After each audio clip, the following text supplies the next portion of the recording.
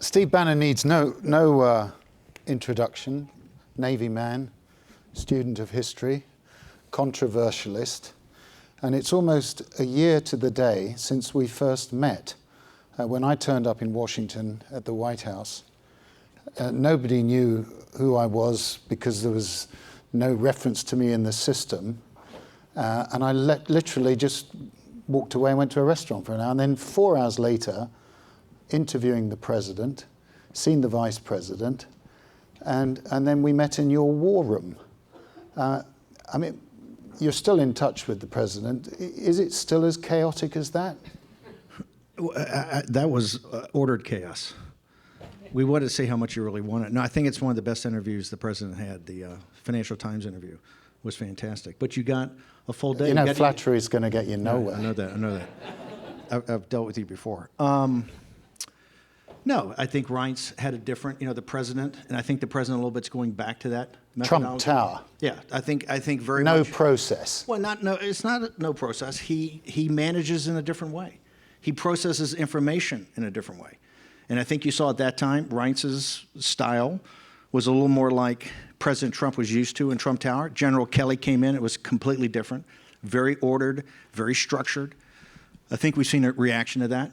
And I believe that you're going to see the president much more directly in contact with staff people. I've actually argued that if General Kelly at any time does decide to leave, or the president decides it's time for him to move on, I don't believe there'll be another chief of staff. I think there'll be 5 or 6 direct reports like there was in Trump Tower. I think the president is a very hands-on manager, and he feels more comfortable with that. I think the structure and process that General Kelly put in was probably too much. And so I think you saw that day kind of a middle ground. But by the way, you saw the vice president, the chief of staff, you interviewed the president of the United States in the Oval, and you got to see the war room with all the to-do list. I did. Do you miss the proximity to power? No, I didn't enjoy it every day. I'm not a staffer, so it's no.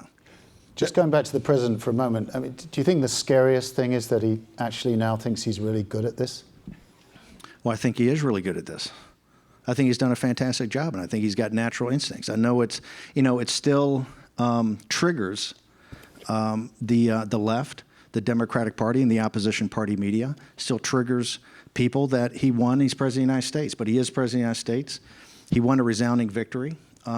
He won it the old-fashioned way by getting out on the hustings and convincing the people. He's the greatest orator I think we've had since William Jennings Bryan, and I think it was his speeches that galvanized people, and so I think he won it. And I think the other day, you saw Hillary Clinton still doesn't get it, where she sits there and trashes the deplorables again. Yeah, let's leave Mrs. Clinton out of it for the moment. Now, just to be clear, I should have said this at the outset because your conversation with me has aroused some controversy. Mr. Bannon is not being paid for this interview. There is no deal, no under the table, nothing. I didn't even get a discount on my FT subscription. It's a premium product. Can we just get that right? Now, you've just come back from Europe, and I've been doing a little bit of research. And I don't just mean by reading page by page Fire and Fury. By the way, do you regret being the primary source for that book? No, if you look at Jennifer Jacobs in Bloomberg did a very detailed analysis. That book was authorized. I mean, her article in Bloomberg showed that Hope Hicks and the president authorized the book on the 100th day anniversary. C-SPAN had an entire day of the first 100 days of Trump's presidency. Wolf was on the sofa with Kellyanne Conway. I think he actually referred to her as his Sherpa, right? They had access to 15 staffers. I haven't seen anybody refute anything that was said in the book. Right. I haven't read the book, but no, I don't regret it. It is what it is. Let's get back to that European tour that you've just been doing. There's an article, an interview which you gave to Nicholas Farrell in The Spectator magazine, in which you say that you are, quotes, fascinated by Mussolini. You refer to his virility. Also, his amazing fashion sense. Are you just trying to wind us up, or do you actually really believe that Mussolini, who was an anti-Semite, who brought chaos in his country, disastrous invasions. I mean, what Did is I it? say he was a good guy in there? Did I say he was a positive You individual? say I said he he's was a guy's guy. That means really good guy. No. I said he's a fascinating historical figure. I think it's one of the problems with political correctness. If you can't study these historical figures and see why they motivated people in time, and how they spoke to people and how they motivated people, you're never going to be able to understand that and to avoid it in the future. I think he's a fascinating historical figure. Right. And one of the reasons I said that is the guy that did the interview wrote, I thought, one of the best biographies of Mussolini besides Dennis. Was it Dennis Mack Smith's? Dennis Mack Smith, yeah. Dennis Mack Smith wrote the other definitive biography. He did. This guy, Lawler, I think, wrote the counter biography to that. I think he's a fascinating figure, and I thought he did a great job of writing the book. And of course, But by the way, this is one of the problems we have Yeah. today. If you say something like that in a 2-hour interview, it's brought up and everybody melts down. Because you are a student of history, and therefore you would be familiar with the private correspondence between Mussolini and his longtime lover. By the way, he had 5 children by his long-suffering wife and 9 children by his 8 other lovers. Now, I did throw virility in there, didn't I? Did I miss that? In the private correspondence between Mussolini and his lover, he described Jews as pigs, a people destined to be wiped out. Is the point here to say Mussolini's not a good guy? Mussolini's not. By the way, he's a very evil guy. Right. Doesn't mean he's not fascinating. Yeah. But this is the problem we have. If you say the guy's fascinating and he's worthy of study because he is worthy of study, particularly in today's environment, right? All of a sudden, he's anti-Semitic. Yes, he was anti-Semitic. He was a terrible guy, and he led his country to the verge of destruction. If it wasn't for the deplorables, kids from Kansas and Wisconsin, et cetera, that went over and freed the Italian people. Yeah. So I didn't say he was a good guy. I said he was a fascinating guy. And even though he said all that stuff, he's still fascinating. Right. Let's move on to the important speech that you gave in Zurich, which talked about the new serfdom. You say here that the biggest danger we have is state capitalism. These companies, technology companies, that debase your currency, debase your citizenship, and take your personhood digitally. What did you mean by that? And especially bearing in mind the fact that you've done rather well out of digital technology. I think this is very important. I think the 3 converging forces, and we'll get into Cambridge Analytica, I'm sure, in a second. We will. I'm sure we will. What I said in Zurich and what I said to the Front National people, the center of my discussion. The reason I went to Zurich is the center, or the Silicon Valley of cryptocurrency. You have 3 converging forces right now, I believe, in the world. Number 1 is this center-right populist nationalist movement that is politically driven, and is driven a lot by social media. On the second, you have this cryptocurrency or blockchain. In the third, you have this concept of digital sovereignty, okay? The taking of your intellectual property assets. And they're all converging, I think, to empower this movement. Central governments debase your citizenship. Central banks debase your currency.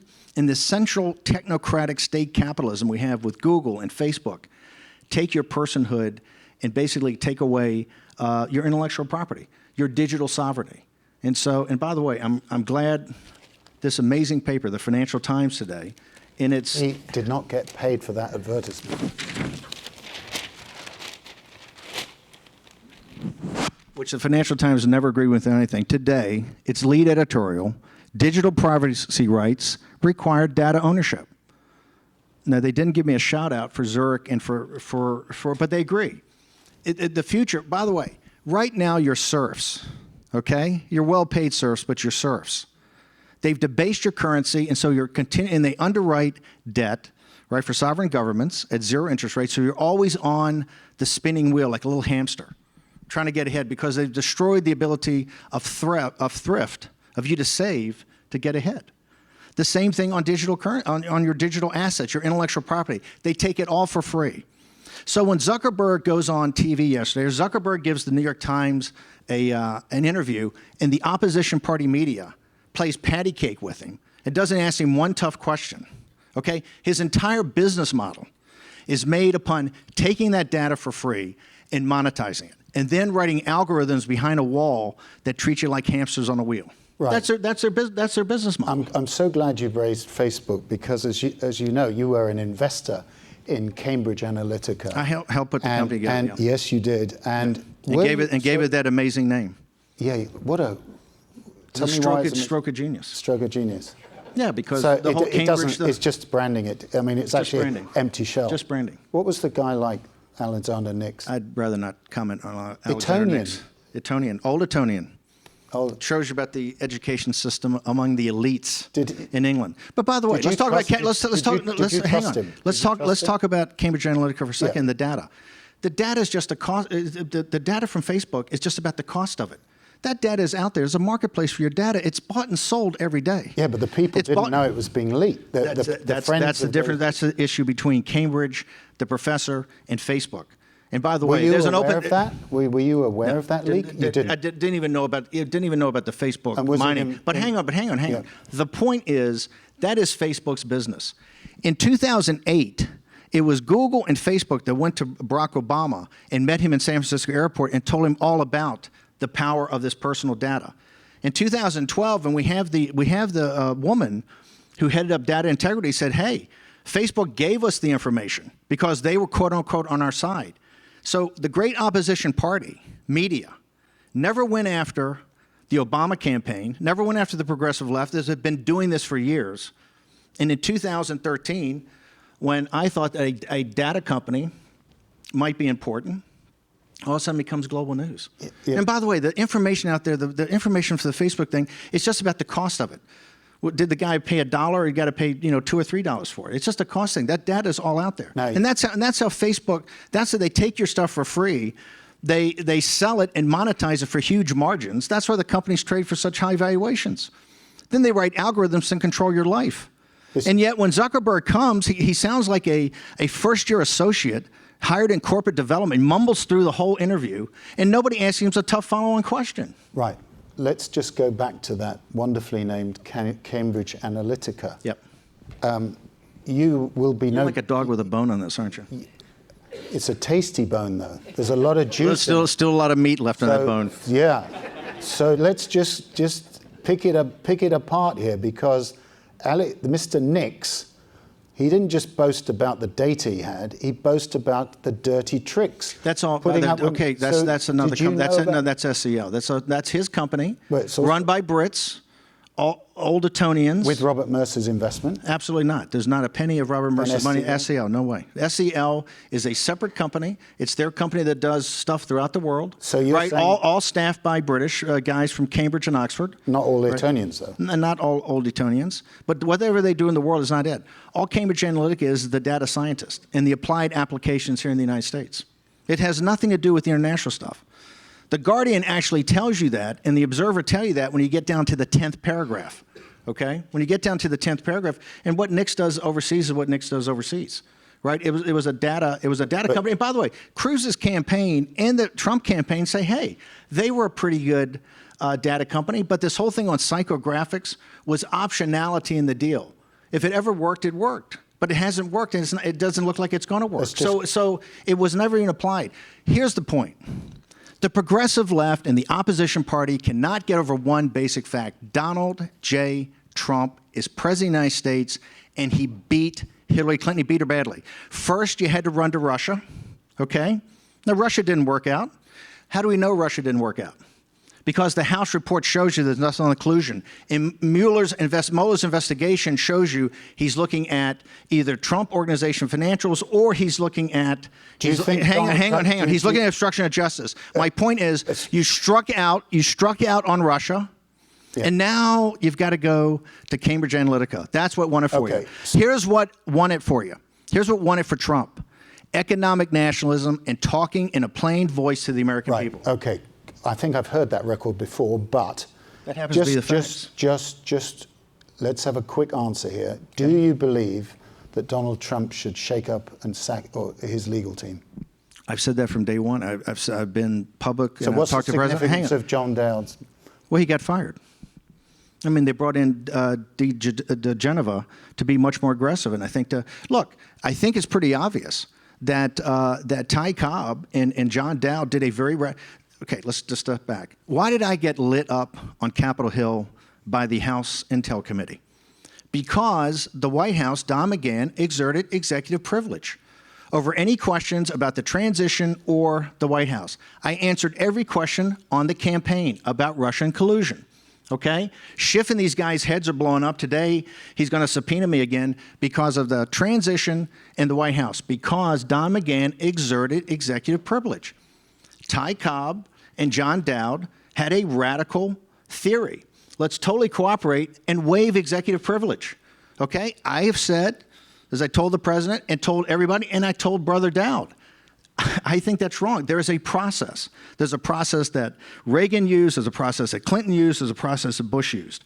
And I think you ought to go through that process. Right. And that's why, by the way, John Dowd's a good man, and I think that's why essentially more aggressive attorneys got brought in that are now, I think President Trump's going to war. I think it's very obvious he's going to go to war in this. Right. Now, let's just talk history for a moment.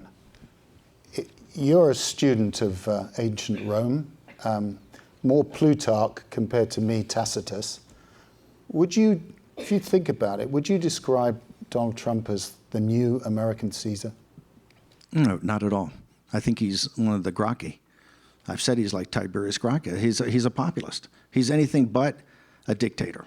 He's a populist. He's brought more people into this process of governing. He's very prudent. When you talk about a dictator, how could a dictator take 9 months to make the decision he made on Afghanistan?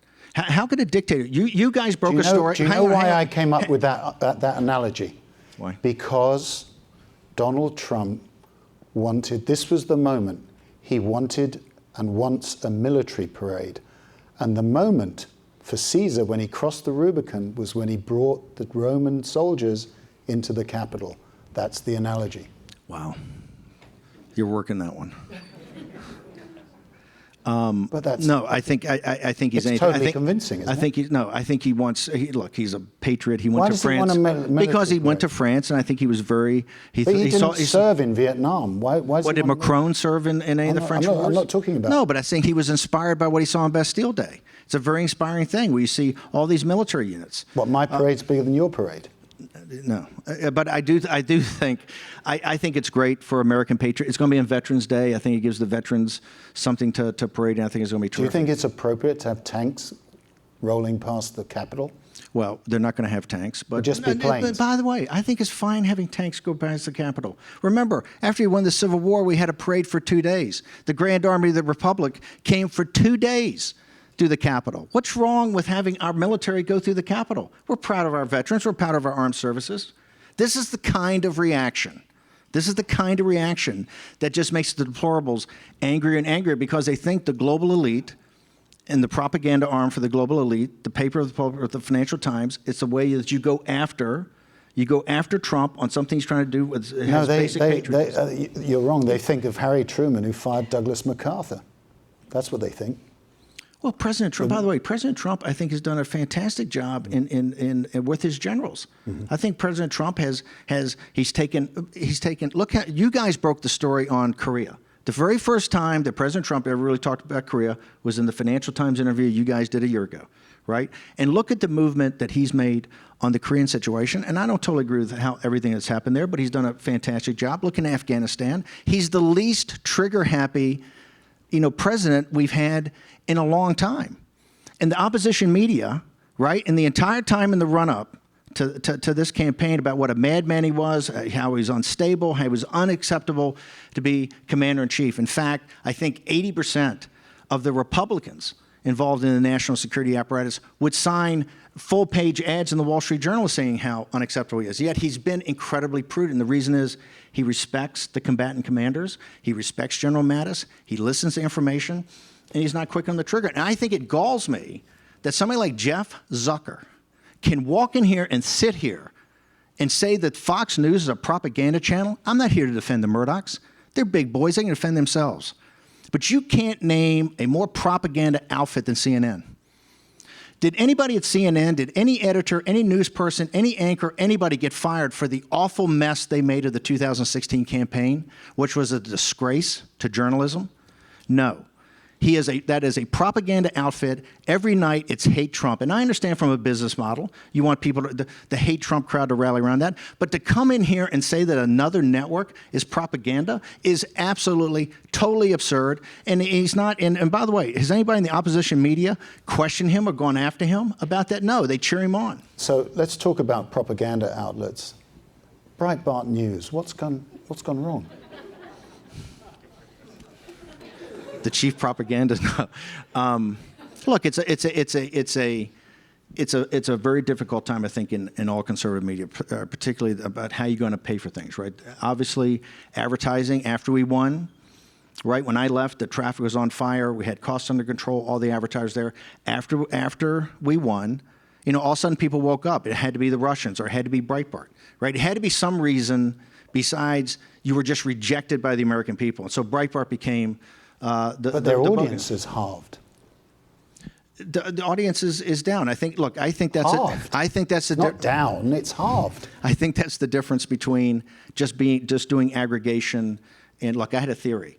You got to break news and you got to make news, right? That's what people come for. You have to have a sense of urgency. You have to have a sense of urgency. Yeah. And people have to feel that they need this information. The site's a little more aggregation today. I think the guys have a different strategy. The people, that's my team that's there. They haven't got a political brain like you working it. I mean, real propaganda. I mean, they're doing news maybe. You say propaganda, right?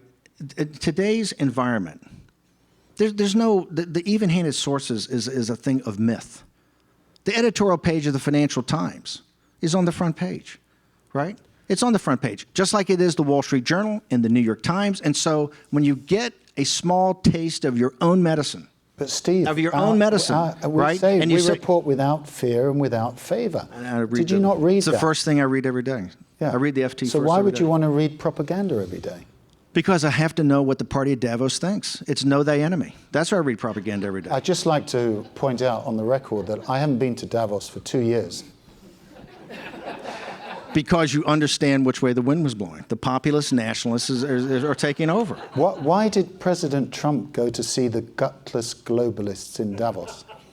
I think it was a terrific trip. I think it was a terrific idea. I would have liked the speech to have been a little edgier. I think it was a little too rah-rah. But President Trump, here's what I saw about Davos. They were like 10-year-old kids. They treated him like a rock star. This is the sophistication that you see at Davos. All they are at the end of the day is a collection of groupies. They were running around trying to get selfies with them. It was ridiculous, embarrassing. That is the global technocratic managerial elite that runs our world. So you got a sort of weird satisfaction from seeing all these billionaires. Yes. But in substantial terms, you must have been aching in the gut. Well, no, I thought it was great that he went. Like I said, I would like the speech to have been a little edgier. It was a sellout, wasn't it? It was not a sellout. I think he did a great job. And given that the tax deal had just gotten done, he's talking about American jobs. He's bringing jobs back to the deplorables. The dinner the night before the CEOs, I think, was terrific. So I would have, been a little more like the money changers in the temple, but he decided, I think, to have more of a rah-rah speech, and I think it played very well. Right. So let's go back to your favorite subject, which is national populism. Yeah. You stood alongside Marine Le Pen of the Front National, and you said, when they call you racist, wear it as a badge of honor. What did you mean by that? Here's the thing, and this is the great thing about the propaganda media. If you look at that speech, I built up... That was just a question. No. Because this is the headline CNN had 2 seconds after it. I built up to that. Well, he did. You did say it. Hang on, because I talked about what is economic nationalism that Donald Trump went on. Doesn't care about your race, doesn't care about your color, doesn't care about your ethnicity, doesn't care about your gender, doesn't care about your religion, doesn't care about your sexual preference. It cares about one thing, that you're a citizen of the United States of America. Donald Trump, and it's the reason that Clinton did not have the big turnout among working-level blacks or Hispanics, Donald Trump has done more for freedom and anti-racism in this country than anybody. We have the lowest unemployment of blacks in American history, 17-year low in Hispanic unemployment. We have rising wages now in construction, agriculture, where you have a substantial black and Hispanic working class.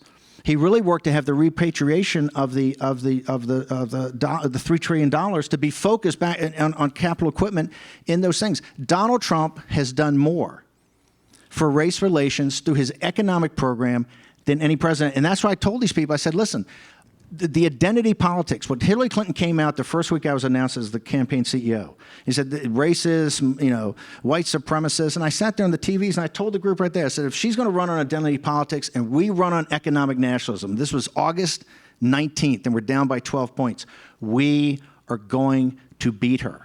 Okay, and we did, and that's the reason. If they call you racist, they have nothing else to argue. They will not, and by the way, CNN never put up the quote about economic nationalism. They never put up the quote about what Donald Trump's done. You know why? They're gutless. They're absolutely gutless, and they will not debate the facts. What they want to do is put the headline down there, Bannon says racist, where's a badge of honor, and get a panel up there of everybody with their head blown up. And that's why they're a propaganda outfit, just like the New York Times. Now, you're a student of history, not just Italian history, but also French history. And therefore, you will be aware that Marine Le Pen denies that Jews were rounded up in 1940 at the Velodrome and sent east to their deaths in their hundreds. Was she the runner-up? No, she did say that. Okay, she did that. Was she the runner-up in the French election? Did 40-some% of the people in France vote for her? Was I up there to say those people are perfect? They're not perfect. The deplorables are not perfect. I'm not perfect.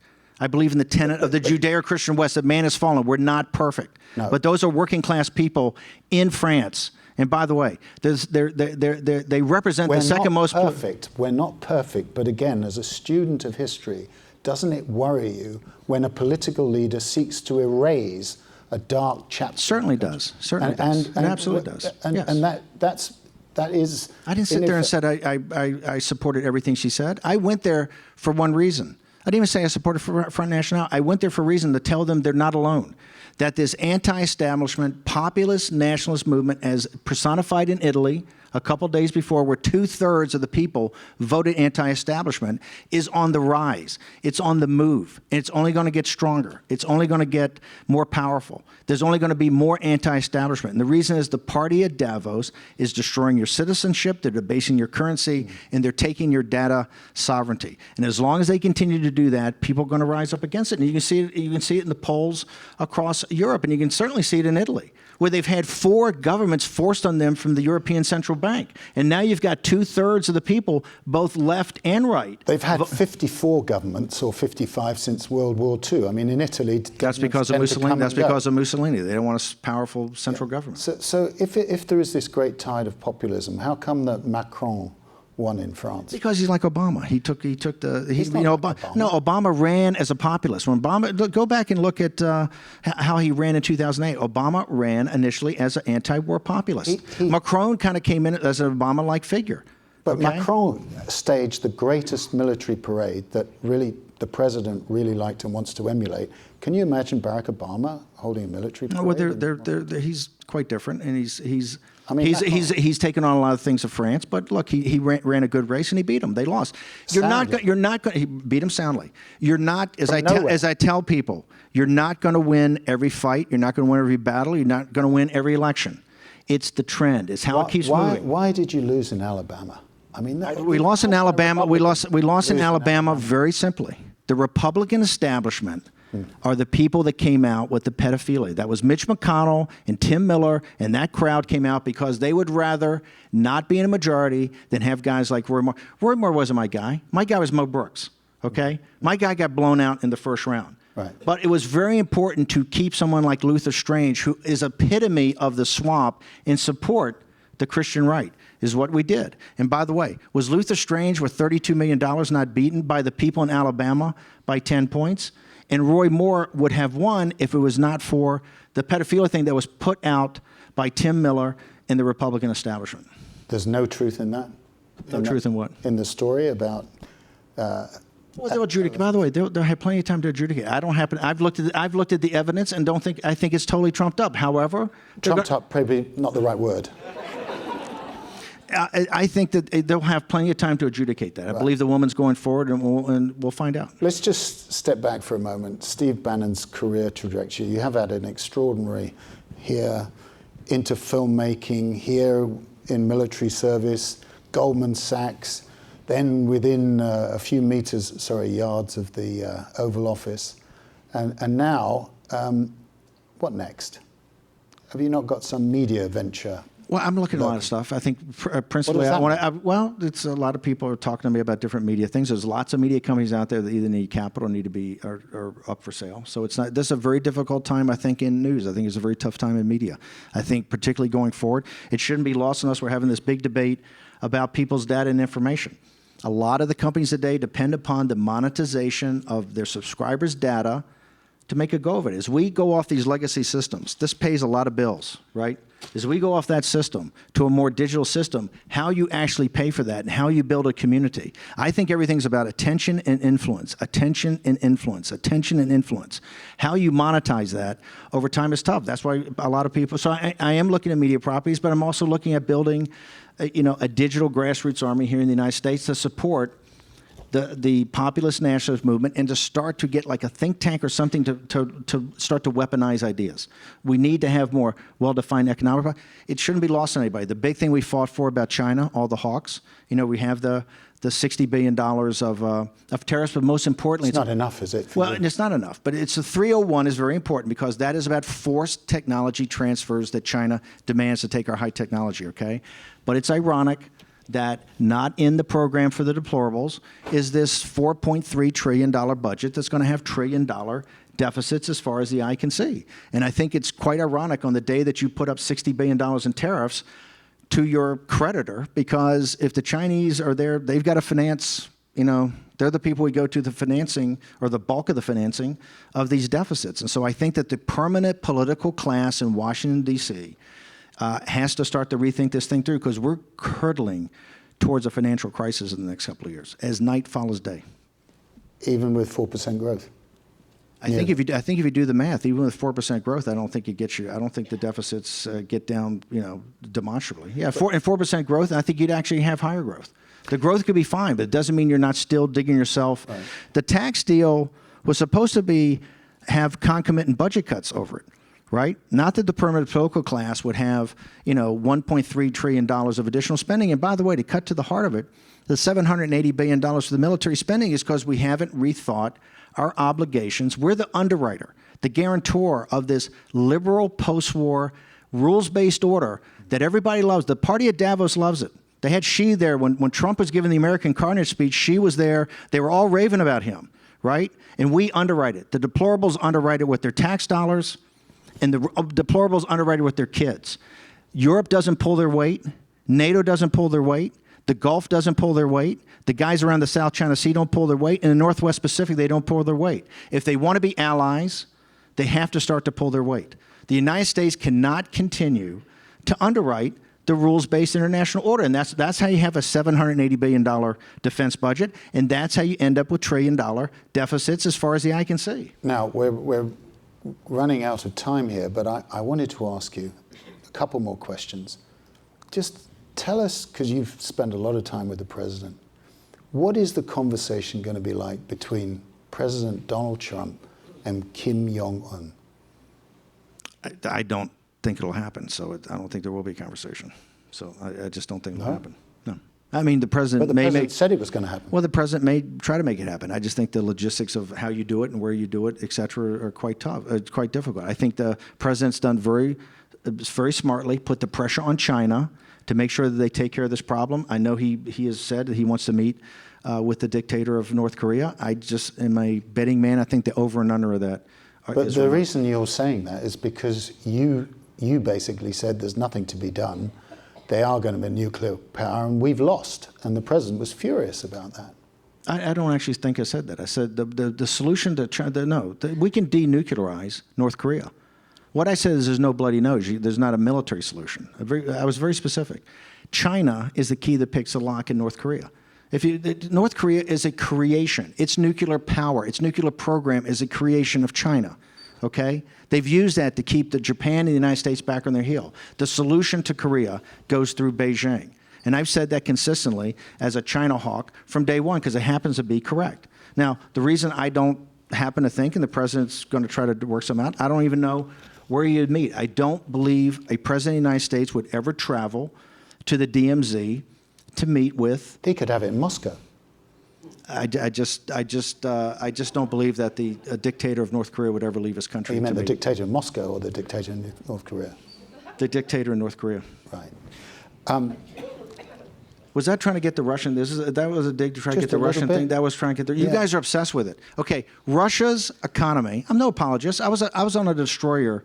Its mission was to hunt Soviet submarines. Right. My daughter's a captain in the Wait, army. just a bit No. Yeah. The big reveal of President Reagan. The reason that they put the plan together to destroy the Soviet Union is when he realized that the Soviet Union's economy was the size of California. Then he realized it's not some giant. The Russia's economy is the size of New York State. It's in a demographic death spiral. It can't create any technology. It lives off natural resources. Are they bad guys? Absolutely. Is it a kleptocracy? Absolutely. But we've got the greatest enemy and the greatest power we've ever had in our history in China. The elites, led by the opposition party media that never questioned them for 25 years, have accelerated and exacerbated their growth. They're now on the path to become a hegemonic power.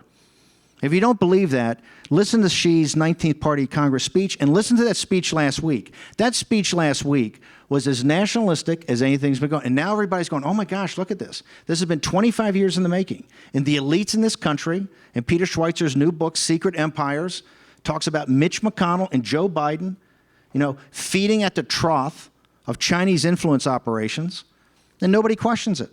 Do you think we got in this situation with China just because it happened? It didn't happen. The elites in this country exacerbated their growth, okay?